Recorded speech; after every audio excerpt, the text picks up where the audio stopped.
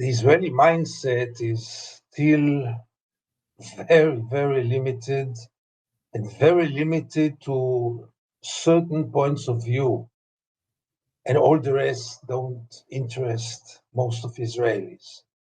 Namely, they see this war as a failure, no doubt about it.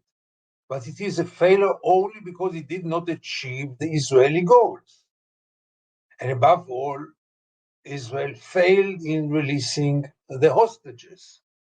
But this war is not only about the hostages, but it's quite amazing how 9 months of killing and destruction in Gaza didn't change anything in Israel's mindset about the price that Gaza is paying. Israeli society bubbling over, and impunity has allowed that to happen.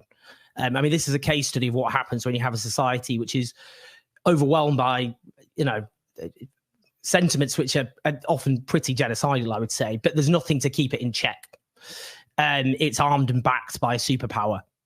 So there's nothing really to keep that in check. What do you think? Is there a sense of, at least creeping insecurity that, some will say, well, actually, that's why we have to behave like this. That's why we're going to be violently expansionist. But is there not saner voices which might think, well, that's not sustainable, and this could end up with a long-term catastrophe? So that's exactly the division line in Israeli society right now.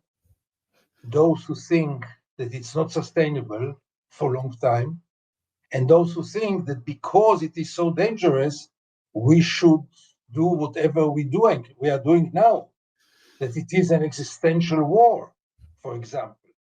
So you have the two sides of the same coin. The conclusions are opposite. Those who say it's not sustainable, and therefore let's start to consider going somewhere else.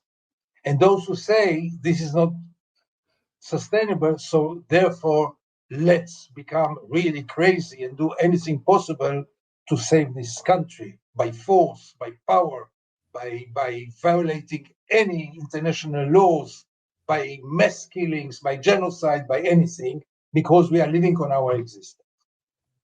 And that's a very interesting point, because both parties see the picture the same. They only draw different conclusions out of it. I cannot think about a promising scenario, about an optimistic scenario for Israel. I cannot see it. With whom? With whom exactly? With whom will come the change? Only with a massive intervention of the international community, which I don't see happening as well.